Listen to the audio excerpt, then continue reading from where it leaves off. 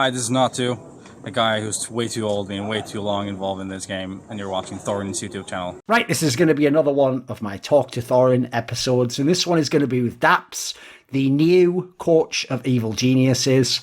Right, we're going to rewind a little bit back in time here, daps, because my question, I have to ask this question, like the fact you've just joined Evil Geniuses. I want to go back in time to when it wasn't called Evil Geniuses, because if people don't remember, technically you were removed and it was still NRG. You actually played like the last tournament, if people don't remember, was the season Pro League season 9. It was the one where bizarrely Stanislaw was like technically signed, but like he didn't start, and it's like there's got to be your last tournament. And if people don't remember, dude, obviously it's the same essential core that you're coming back into now as a coach. But this is the question I have, right? When you got removed from that team, I thought this was actually the most questionable cut of your entire career, mate, because the difference with some of the other ones is, if people remember the similar scenario in Optic was like a way more sort of like up and down as a team, and they even just brought Tarek in. That wasn't like a set lineup that had been around for a long time. This team, for real, you legit built, played with them as the IGL the whole time, got them to better and better and better and better level. Obviously, Tarek came in, then you were like top 4 consistently. And people forget you had a lot of top 4s that year. Like you were consistently in contention. People will even forget it. This tournament I'm referring to, Season 9 Pro League, you actually beat the fucking Astralis team in a best of 3. Like, I know it's funny how that works, isn't it, Daps? On the one hand, they all want to tell you Team Liquid was never really number 1. Astralis was secretly the best one. And it's like, oh, well, my boy Hitch beat Astralis. Yeah, but that was old wash. It's like, you can't simultaneously be both guys. It's got to be one or the other. So I just bring that up because everyone else tries to tell me, they were just chilling, they secretly were the best. So what I've got to ask is this. From your perspective, wasn't that pretty fucked as a cut? Like, if you stay on that team there, I'm not going to claim that you'd like win the major or whatever, but like, you were in a very good position. And for a North American team, aside from Team Liquid, no one was even comparable. Did you not think that was a bit of a fucked up removal or cut or replacement in that scenario? Yeah, I mean, there's definitely some elements to it. I mean, definitely Tarek and I don't really see eye to eye on that many things in game. And I kind of knew, even like a month into picking up Tarek, that he was like trying to kind of remove me and like remove Chet like pretty early on. And obviously when I find that out, like I'm going to lose confidence as a player. And I think statistically it was like my worst period like ever in like my whole time playing like tier 1 events. Like I can't defend myself. Like statistically I was absolutely terrible in that time period. But I had also lost all my confidence as a player individually. I don't think my calling was bad. I think my calling was always like at that level, and I was like able to call versus like the best teams still. But I do agree, like it's kind of fucked to have to deal with like someone potentially like, actively trying to get you replaced by multiple different people over the course of you having pretty good results. I think it just sort of got to the point. I think Tarek's sort of like argument for getting me removed was sort of like, we keep getting top 4. Like, how do we? It was sort of like, if we make this change, like we can actually win. And Tarek obviously had won with Stan before, and they have a relationship there. So that's probably why it happened that way again. That's my assumption just from like what I've heard.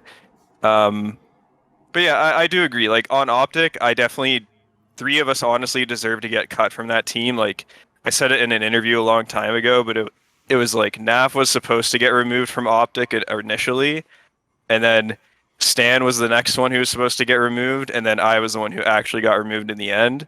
So I think all 3 of us actually deserve to get removed at some point in that team, on and off. It was only Russian Mixwell who kind of didn't ever really deserve to get cut or were even in discussion for being cut. So the Optic one I wasn't really upset about anyways, because it honestly like put me on like into NRG and like brought me on that path anyways. So I didn't really care about that one that much. I do agree though, the NRG one was like, I was playing bad individually, but I felt I was calling well still, and I didn't really get a chance to be like, there wasn't really a discussion of like, hey Daps, you're like playing pretty bad right now, like this sort of like your final like warning, this is where you got to start playing better, blah blah blah. Like there wasn't anything like that, and that was sort of what hurt a bit. So I do agree. I feel like that was like the one cut. Like obviously when I got cut from Liquid, I was absolutely terrible when I was on Liquid. Um, so yeah, the first two What about cuts I this didn't then? really care, but Because here's the thing, even though, like, look, I mean, some fans are going to claim, well, it was justified because they did win after you, blah, blah, blah, yeah, all the rest of for it. You know, sure. even though I would say on that one, like, be careful how hard you lean into that as a fan, because that also implies that all the rest of the period Stanislav's fault afterwards. So I don't know why people, again, do that. Like, if anything, they had the very brief, really good, successful period. Then they've also had a pretty terrible period after that. My question is this, though. Maybe you've sort of, like, implied some of the reason why you had lowered confidence. You felt like people didn't trust you, didn't think you were any good anymore. But the part I can't get is this, right? I understand the principle that like Tarek himself might want to make this move. If you notice, Tarek's made a lot of very unusual transfer moves in his own career. And I will say, listen, I even like the guy, but I'll just say this straight up. He does have a habit of doing that move where he makes all the roster moves that fuck a team up. And then he just goes, you know what, I don't feel like being in this team anymore. Then just leaves and goes to another team, which is like, I've always never really appreciated that approach because you do sort of fuck other people's careers up when you do it. But he's done it. He's just a person who has strong opinions about who he wants to play with and obviously wants to win on some level, whether we can agree with the methods he takes or not. But the part I have a problem with is this, daps. It's one thing if they remove you. It's one thing even if you acknowledge, look, I had some flaws to my game. But like the way you let them do you on that one was dirty, mate. Because you basically came out with your like twitmog and almost like agreed, like, oh yeah, I reckon actually Stan will be better for the team than me. Like this is a great move. Like what? Like dude, you got to have some self-interest, surely. Like surely on some level. Did I say that? You said something, dude. You were like really generous. Like you were almost making it sound like, oh, I get why they're doing it or something. Like I would fight for my spot. I mean, well, know? to be fair though, like I didn't want to be there either, and because I'll say this, like it got to the point where it was clearly going to be either I get cut or Tarek gets cut, and there was no way I was getting rid of Tarek at that point. Like he was already like dug into the team, and like I had already been playing with like Ethan and Breezy and like Cirque for 3 years pretty much with Breezy, and then like 2.5 years with Ethan and Cirque. So it was more so like there was no chance I would have ever won that battle at that point, because it's like I'm the guy who's been there for a long time, so it's like I'm clearly kind of next on the block. Like there's no chance Tarek would ever get cut in that scenario, even if I put my life on the line. So, and it's like a lot of people think I hate Stanislaw or something like that. It's like I don't mind him. Like I've known him for so long, and like I picked him up a long time ago. Like I've never had an issue with him, so it's like I'm not gonna have any like bad blood towards him. It was mainly just like I felt like people didn't defend me as much as they could have, and I know some people did try to defend me, but at the end of the day, it's like they all ended up agreeing, and it's like I can't do anything at that point. So it's like sure. I didn't agree with the move. I felt like I deserved like a second chance type period where I could like try and improve my individual game more and stop focusing on the team as much. But I wasn't given that opportunity, and that's the only thing I really was salty about at that point. But I'm gonna try and be professional. It's like I'm gonna still go to that event with them even though I was cut. I'm not gonna make fucking Chet play the event even though it'd be hilarious because he'd get destroyed. But it's like there's still money to be won. I still want to like play at a tier 1 level, and I enjoy like lands were the only thing that made me even want to play CS. So it's like I'm still gonna go to the event even though I'm cut. Was it actually a big deal to you to beat the Astralis team? Yeah. It was like we went to that event, 0 practice, didn't go into it with anything because I got cut a week or 2 before that. So we didn't scrim at all together. They were practicing with Stanislaw for 2 weeks pretty much before that. All right. And so like we didn't practice at all. And we went into the event, got top 4, and we could have beat G2 in the semifinal. Yes. And I think most of the semifinals we made, they were like close semifinals. Like we weren't getting shit on every time we went to the semifinal. Like we were pretty much almost making it to the final. But we just like would lose some close rounds and it wouldn't go our way. So one thing I want to ask about in this team, since we referred to Tarek earlier, I will say, because obviously after you were removed, he was the next player where every fan who can open a HLTV page and see the colour red was like, oh, they've got to cut this guy now, because obviously his stats look terrible, right? But I will say, when I actually went and did like a dive into some of his games, it did look like in that team, people who think of him as the Tarek of old from Optic and teams where he was like a star player, he definitely wasn't playing these roles in this NRG team, right? Like, well, how would you say you used Tarek? Like, I said he wasn't something of a supportive element in the team. I mean, Tarek's a good like all-around player, I'd say, and he has some good ideas and stuff. And are you saying like how I used him when I played with him? Like what was the he was kind of like second lurk, like would be a part of the pack, but pretty much my whole career I was always like I would try to go first in always anytime I could. Obviously I'm not like as skilled as it's like if I'm entry fragging versus simple, I'd rather just die so my better players can be alive. Yeah, it's like so it's like my whole career is pretty much just entry fragging, trying to make space for people. And even when Tarek was on the team, I generally always went first. That was like something I would try to do. I'd try and use my nades early so I could entry frag.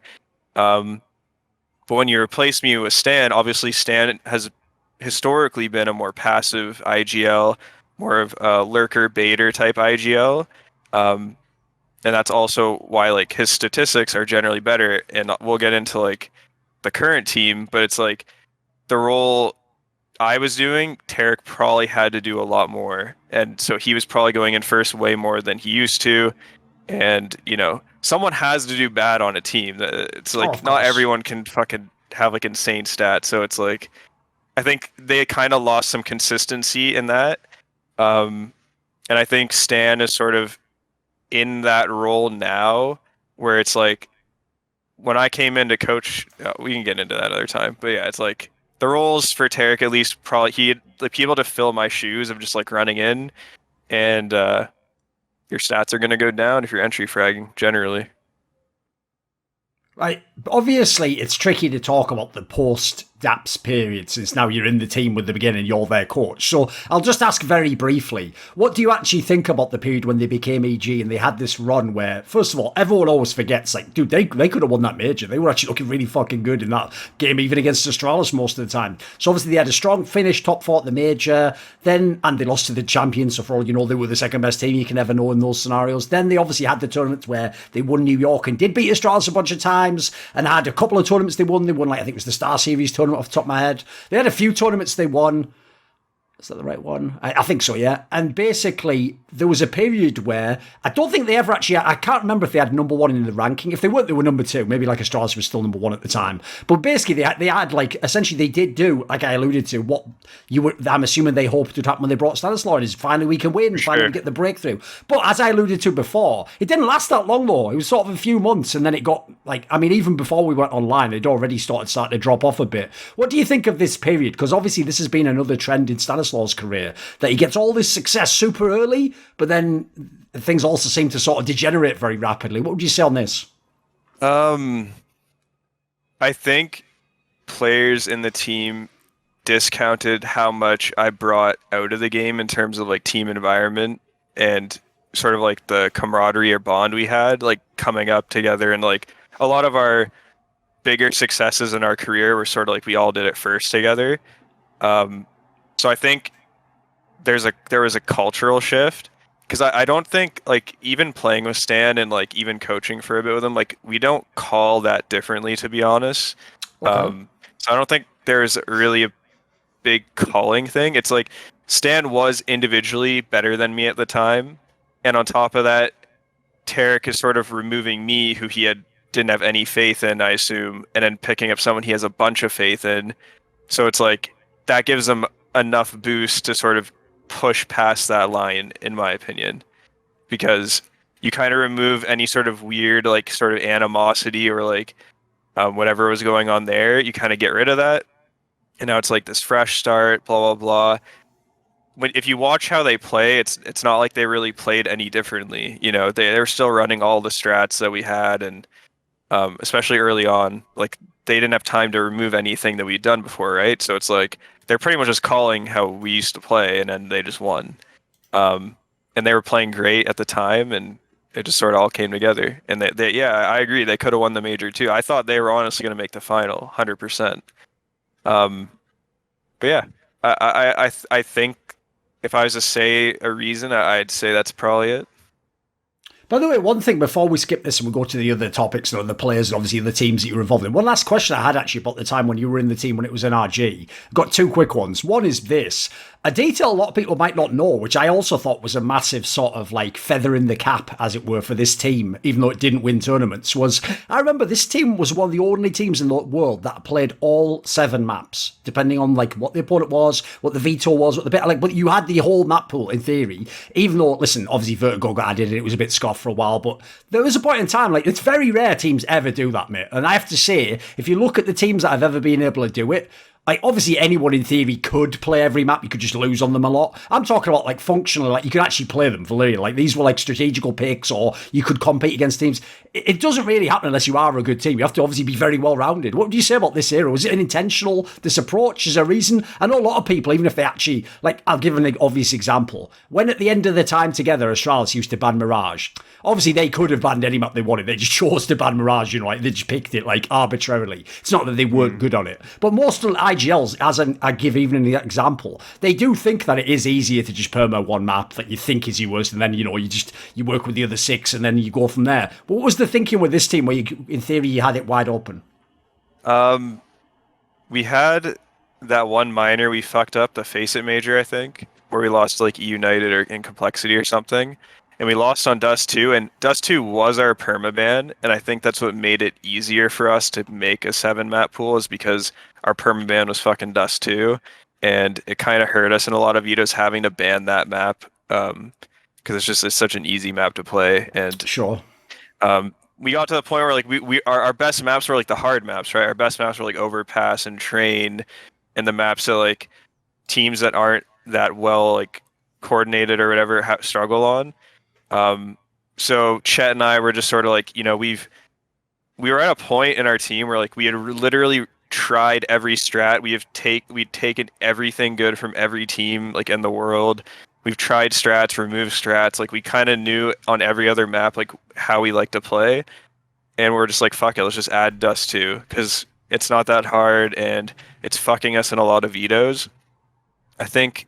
Yeah, there was a few teams like I think we matched up poorly versus like Navi. I think Navi was like the only team we never beat because Simple just shit on us every time. But yeah, I'd say just adding Dust 2 is sort of easier for us because a lot of teams usually their permabans like Overpass or like the new map that comes out or like Vertigo would have been like the new map at the time. So yeah, it just helped us. And I think we were a good enough team at the time to do that. I think Gambit right now is sort of in that, like, Gambit could probably play anything from what I've seen. Yes. So, yeah. I think they just choose to ban Nuke. Like, the idea that team couldn't play Nuke is they so tactical. Yeah, exactly. It's the same scenario. Right, okay, if we skip now, obviously I want to talk briefly about the time period when you were in Gen.G. Now, it was fairly brief, not least because partly all the online shit, and then obviously the team doesn't even have a squad anymore. It's not just you leaving, right? What would you say about this squad? Because the problem it has is the start was awesome because you had this interesting bunch of players. I will say, by the way, people forget a lot of the players you had in Cloud9. It's just the Cloud9 project like barely had any time and only had a couple of tournaments basically. So you had basically the core of that. You got to like reinvent it. You had the one tournament, the DreamHack Anaheim. On paper, everything's looking awesome here because like even the young player saw him as the one who's like the MVP. You win every map. But then basically we immediately went online. You had Flashpoint. People always forget this detail, which is that you actually went home from Flashpoint as well. You were back in Canada, so you were on higher ping. And from that point on, like, listen, there was some alright results that you had, like the Road to Rio or whatever that fucking tournament. You had like one online tournament. But aside from that, like, I think a lot of people thought the project was underwhelming, and obviously you ended up just exiting it towards the end of the year. What would you say about the Gen.G period? I'm actually surprised people would say it was underwhelming. Like, we won the only LAN we went to, didn't lose a map, and then we won an RMR, which had all the best teams in NA at it, and then we came second in another RMR, losing to EG in the final. I believe EG or Liquid. We beat Liquid, and then we beat Liquid in the semi, and then lost to EG in the final. So, in my opinion, that's like pretty fucking good. Like, most teams that year didn't even win an event. Sure. So it's like, and I would say consider it like, in terms of like that dynamic we had online, like we were definitely like a pretty bad online team. Like we didn't really have any players where it's like we got a boost online. Like Tim's very much a LAN player. Even Som was like a LAN player. Just like that camaraderie or like that kind of like feeling we had in that environment was definitely a lot easier for us. Even when we were on boot camp, like we were boot camping in Poland before that Anaheim win. and everything was just sort of flowing well, and like the environment was good and stuff. But like when it got to online, like I just slowly and slowly over the year just got more tilted and tilted, and just like it was sort of a bittersweet feeling of just like winning your first LAN, and you think like the whole year is gonna like blossom into this nice thing, and then everything just goes to shit, and you kind of like lose that. I don't know. It's like I've played online. I think I've played organized team CS since like 2007. So it's like I don't want to fucking go back to that for like however long. And that's just sort of like in my mind, like I just couldn't deal with it mentally. Like each online tournament just felt more and more pointless after one after another. Like another, we're playing like IEM Cologne online, and IEM whatever fucking New York. Like everything's just online, and it sort of just felt more and more meaningless over time. And that sort of like I couldn't really like that was like the main reason, and then it just sort of like fell apart. Like slowly. Listen, I see what you mean in terms of you frame the whole year and all the other NA teams, but I'll give you an obvious example. Like the performance at Flashpoint 1 was a joke, mate, and that was a tournament where on paper, that's a really weak field. Like, in your career, mate, you've won tournaments that were fucking way better than that. So, like, on paper, your team was supposed to be a big challenger there. What do you think went wrong with that tournament? I mean, I don't want to use the ping as an excuse, but like I was playing like 120 ping the whole event. Like I was pretty much useless, like the whole event. I think even Potter said it. Like I remember she asked me a question in an interview, but like seems like you're having trouble holding pit on Inferno in like one match. I'm like, yeah, I have like 130 ping. Like I don't know what you want from me. It's like I'm not gonna make too many excuses, but yeah, like we got like top 6 or something, and it was 4v5. I usually don't frag that much, but I don't play that bad. And then I'm just tilting on top of that, like having to play with the ping, and yeah, it's right. Obviously, go on. Yeah. Well, it's just like after that we won the RMR, so it's like true. I feel like in better if I stayed in LA and like everything was fine, like we might have had a better chance.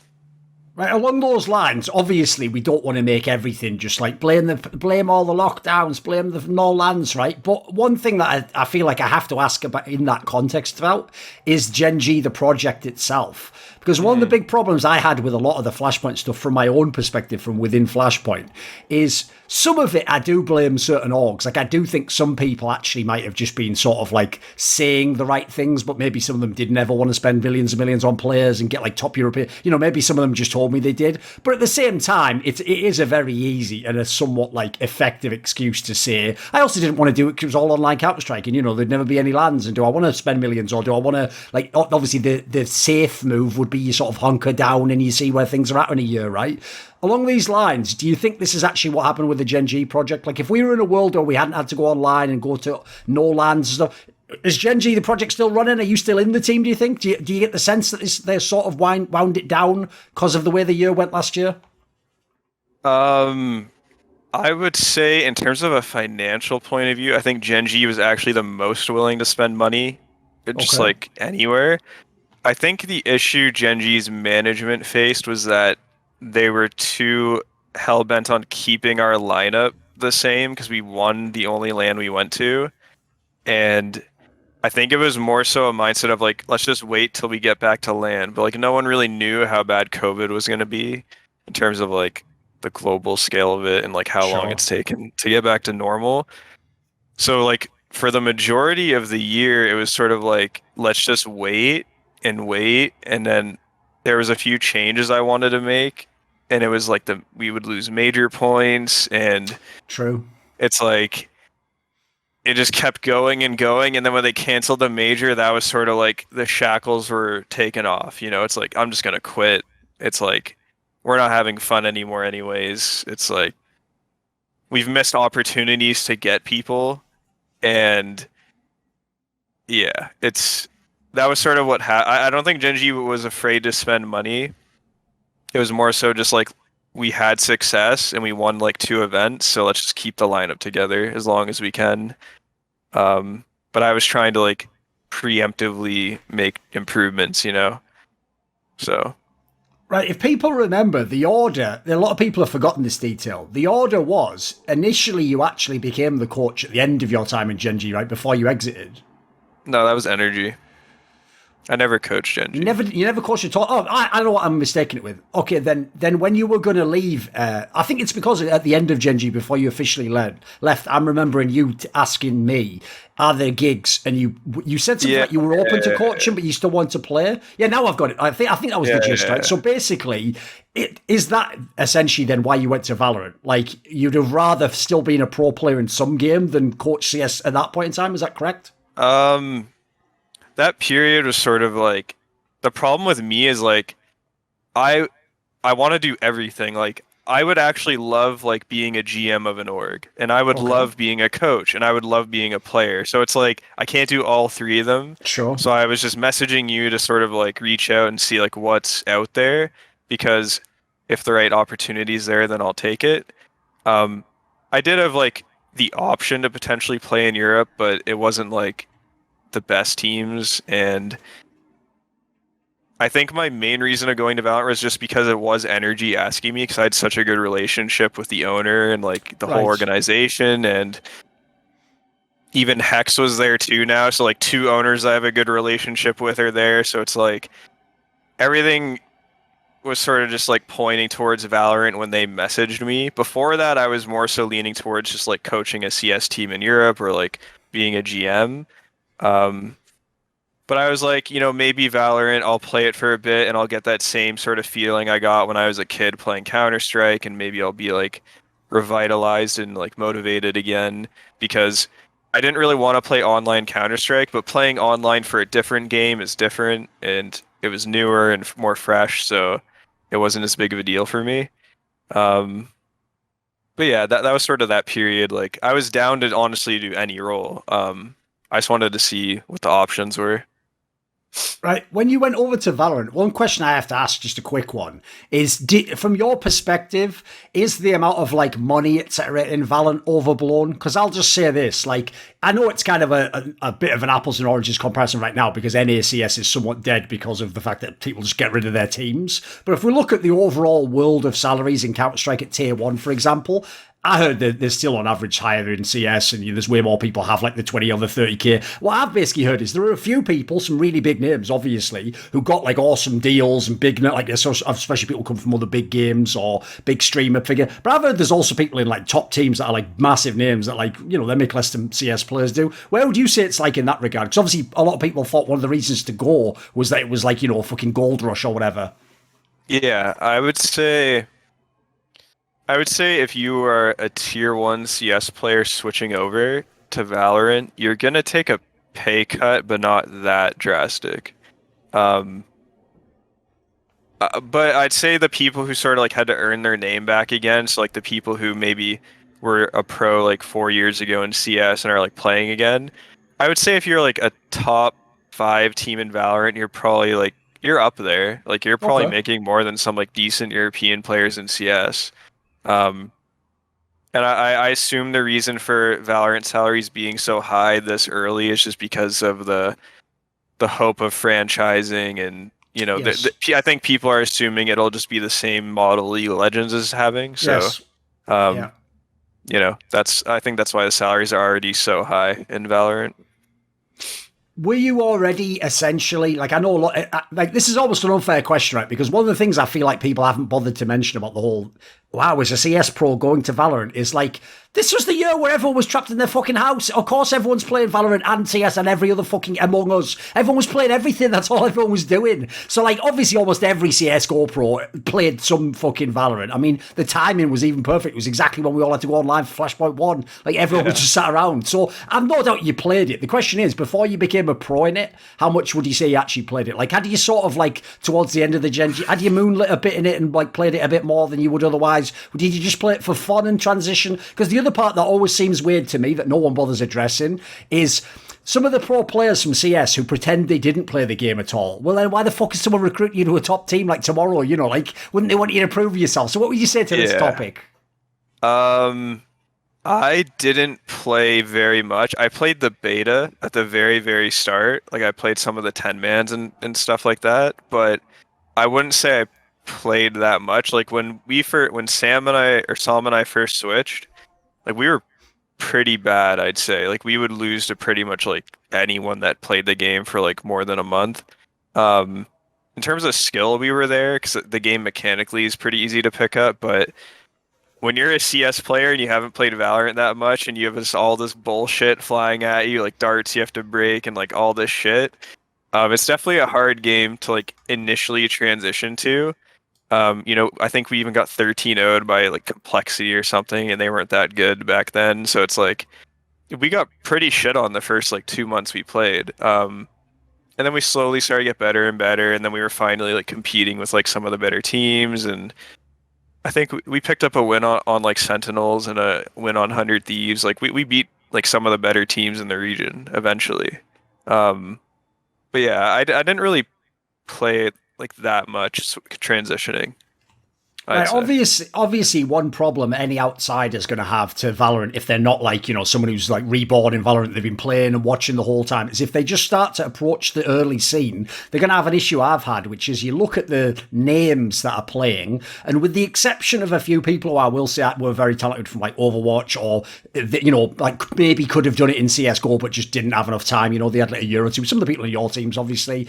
Aside from these people, there are a lot of names where, like, if I just put it in this context, it'll show you how bad it sounds. There's a lot of names where, like, mate, they were towards the end of, like, the good part of their career when you fucking began becoming a pro in CS. Like, those people were, like, their last good year was probably 2016 or something, and now it's 2021, obviously. So when I see all these names at the top, even if some of them were good at CS once upon a time, we all know at the end they weren't very good at CS. So it does make an outsider wonder, is it an easy game? Is it a game that rewards different strengths? Like, what would you say to that, Red? Because I'll give you an example. From your role, like in-game leader, I've heard that like it doesn't really exist in the same ways in CS. Like, you're not really running strats in the same... Like, for example, I know people, some of the big names like fucking Existence, Happy, and some of these guys went over. There's a reason they're not really set in the world alight, It doesn't seem like they can sort of apply their skill set to the same degree. What would you say... What is Valorant the game like on a pro level, in your opinion? And what do you think about the names that are at the top, etc.? The game at a pro level, I would say, is obviously easier in some ways and harder in some ways than CS. I would say the harder thing in Valorant would be you definitely have to be more...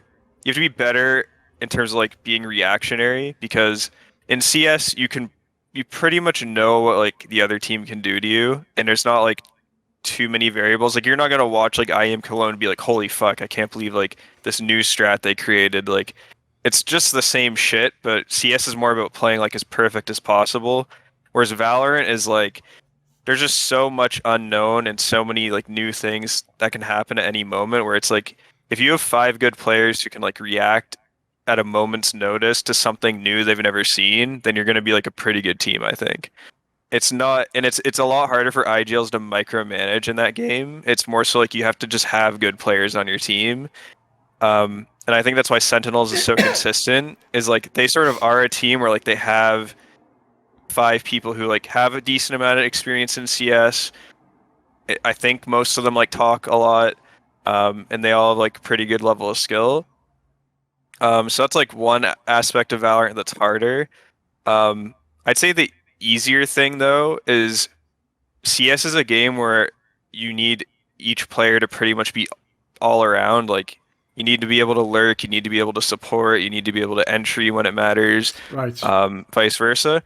So in Valorant, you don't really need that, because you could play a character like Sova or a Sentinel, and like if you were a big baiter in CS, now you can just be in a role in Valorant where you have to bait. It's like there is no entrying for you ever, and if you are entrying, it's like it either doesn't make sense for you to, or it's like everyone died and you're just like the last guy alive. So if you're like more one-dimensional in CS and you come to Valorant, there's roles for you that sort of like complement your skill set. And then like there's the roles where like you're entry fragging only, and like you don't really ever have to support anyone ever. You don't have to think about supporting anyone because they have to support you.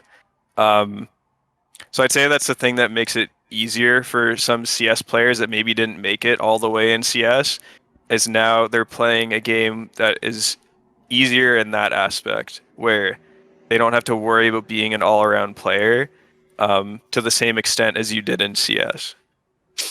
One of the things that I think actually made people think that like it was going to be really similar to CS as a game was that stupid thing that everyone pastes as like a fucking copy pasta from the developer. You remember when they were saying on Twitter like, "Oh, the abilities won't be for killing people; it will be, you know, like I can't remember what the fuck the pasta is, but we all know what it is." Like and that, obviously, it gets spammed because like certain characters, all they do is fucking kill everyone with the abilities. Like some of them are mad OP, right? When they said that though, I won't lie, it's a pretty good line if you want someone from CS to come over. Because what you make them think is, oh, it's still just about gunplay, which is what CS is. And, you know, 5 mechanics, I'm going to be good. How much of Valorant actually is, do you think, about, like for example, are a lot of the CS players there because they had good mechanics and good raw aim? Like, one of the things I remember thinking when I actually saw how OP the abilities were, is I remember thinking, I actually think it's, if anything, should be the people from Overwatch League who swap over who should have the best time. Like, there's another game where it's about, like, you have to mix in abilities and shooting and positioning, and also you've got all these set roles. It's more MOBA-esque, you know, in that regard, like a League of Legends type game. How much of that do you think was involved? Like, is it a game where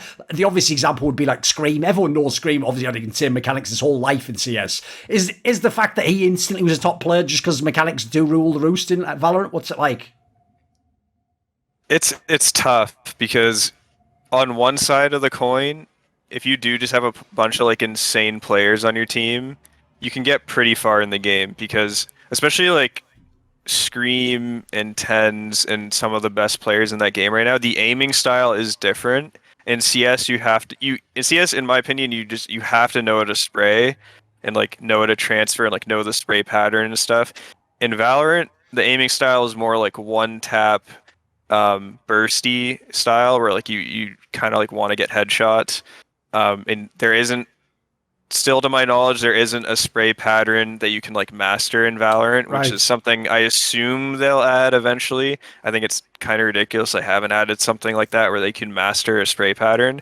But right now it's sort of like, it's almost kind of like early CS before they change the movement and you could like 80 one tap people and it's kind of, yeah, I assume it'll keep changing it slowly and slowly because I think Riot does want it to be like 50-50 CS, like 50% CS, 50% like whatever else they're trying to do.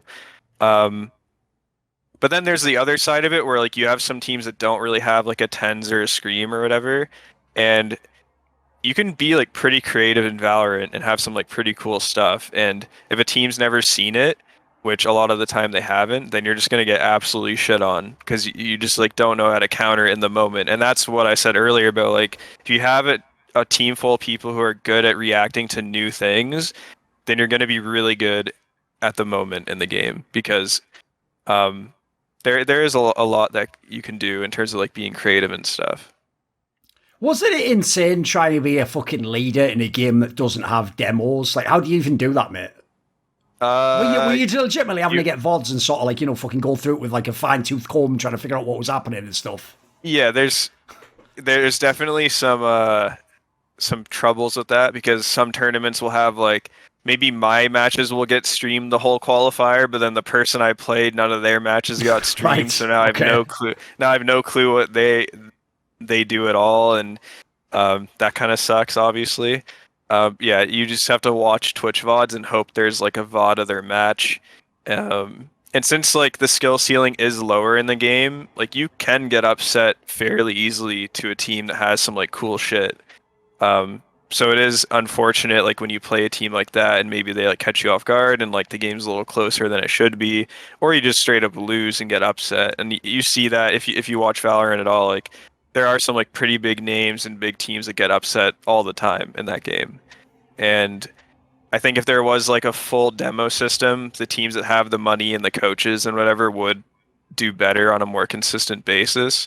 But it is pretty bare bones right now, for sure.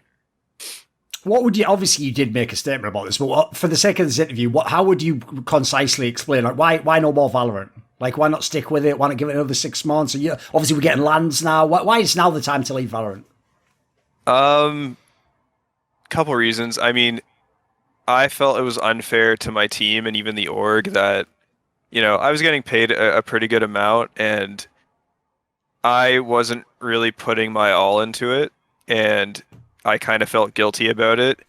And I don't want to sit here. Like, I was sort of playing on the hope that the game would just keep getting better and better, but I'm not going to be a guy who sits there for fucking 2 years, like, and then the game's good 2 years down the road, and then, it's just, it feels like I'm wasting their money and time, to be honest. It's like they could just pick up maybe like a young IGL or someone that, is fully dedicated and fully in it and do better. Was sort of one of their main reasons. The other reason is like competitively, at the moment at least, I don't enjoy the game. They added like Astra. I don't know how much you know about the game, but like Astra, only a little bit.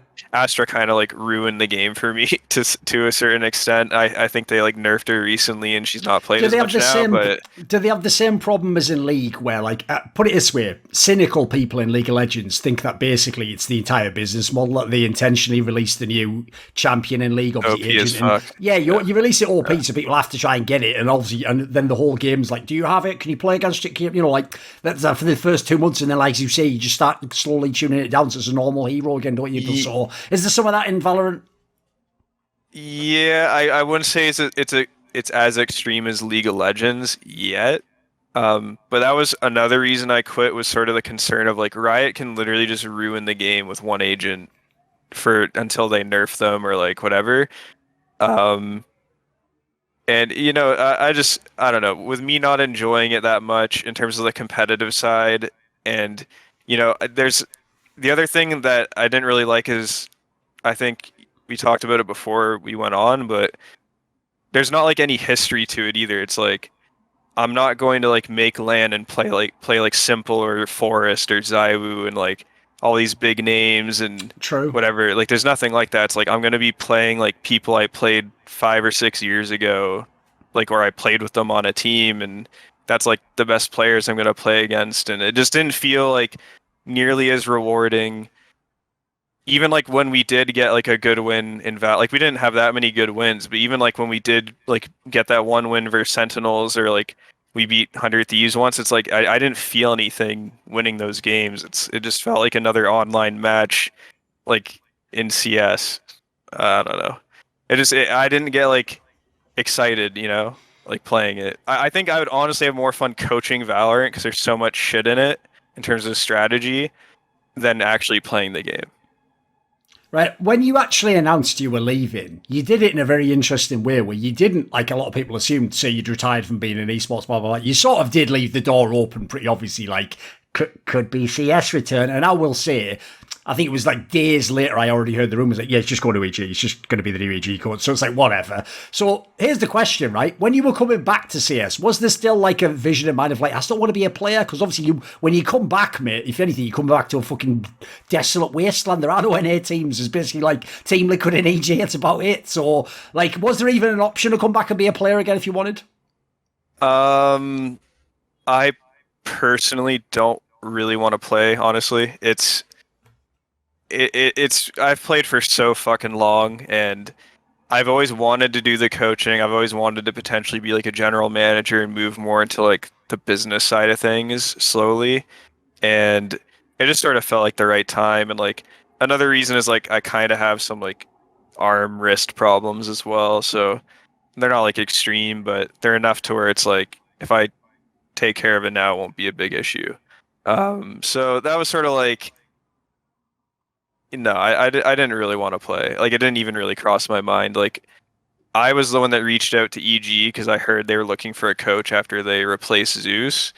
So they were like looking for a new coach, and they would have never asked me if I didn't reach out because like Cirque didn't know I was even interested at all.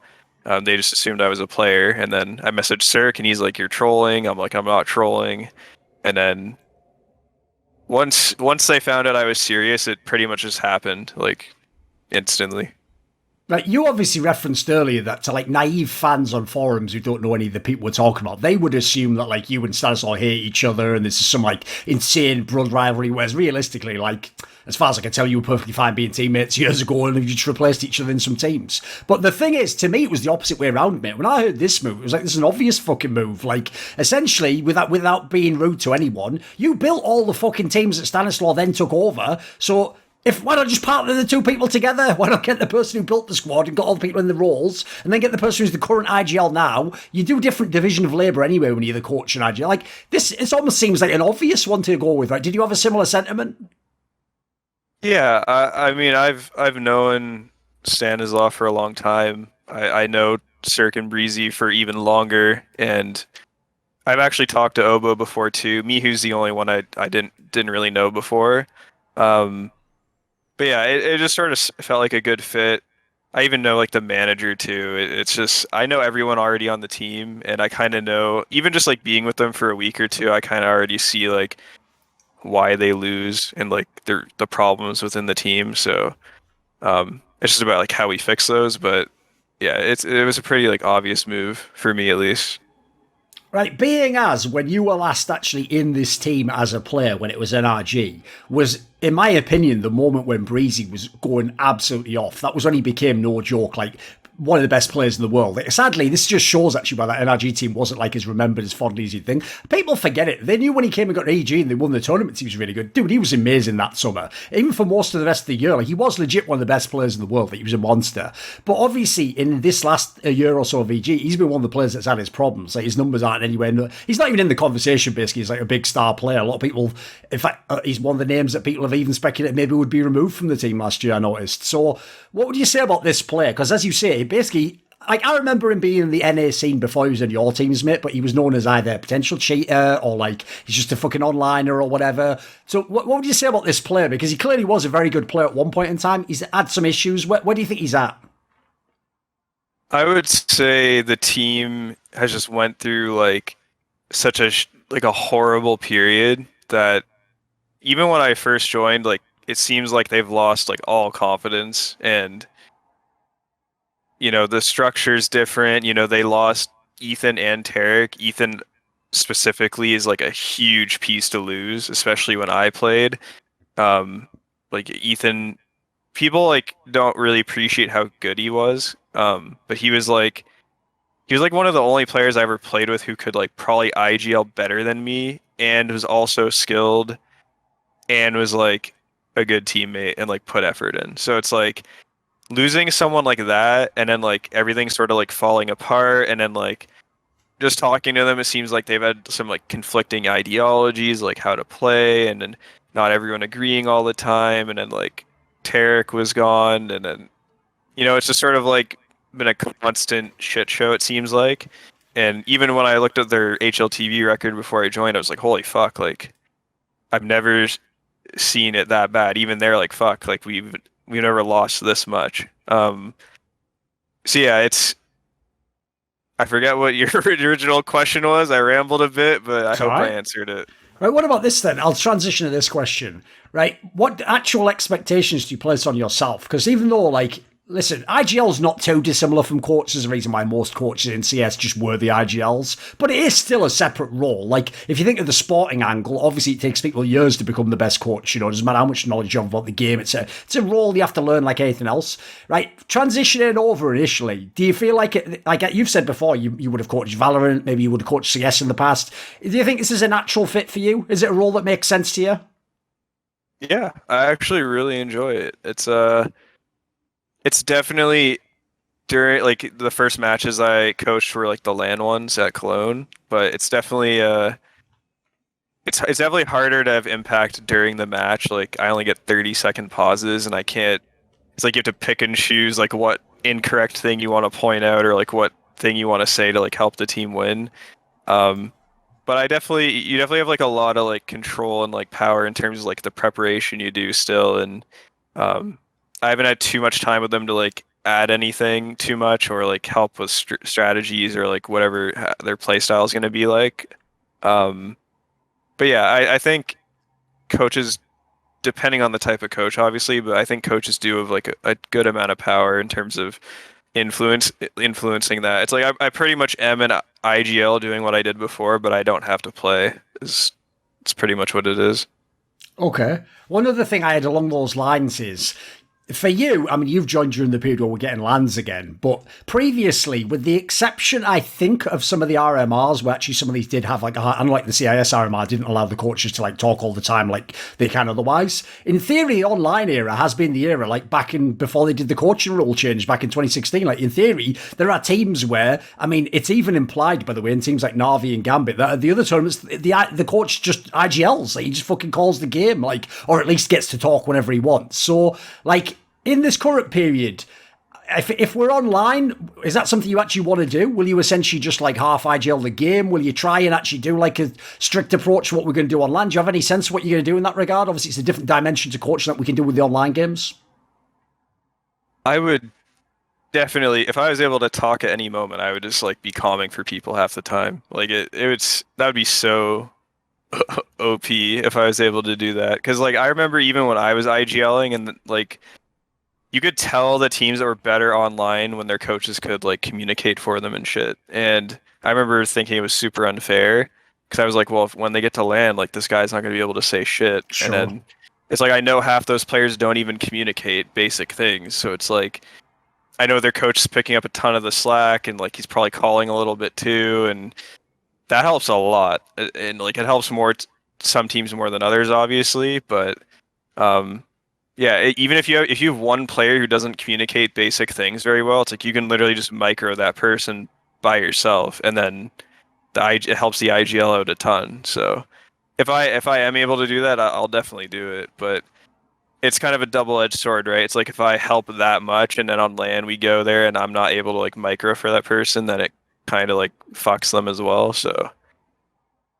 Right, obviously you only had the one tournament, which was this IEM Cologne tournament now, and your team went out pretty early. With that said, yeah. I will say, the best of one you lost to FaZe Clan, who actually has ended up going to the playoffs, and they've ended up being better than people thought. I mean, on paper, that's obviously a LAN team. The Mouse Sports one, though, I want to ask a little bit about, because on paper, they've got a fairly inexperienced team, you know, they haven't had that team that long. Yeah, they had the RMR result, but they're not like some established top team. What would you say overall for this like performance? Like, what expectations should people have? Should this be considered a bad performance?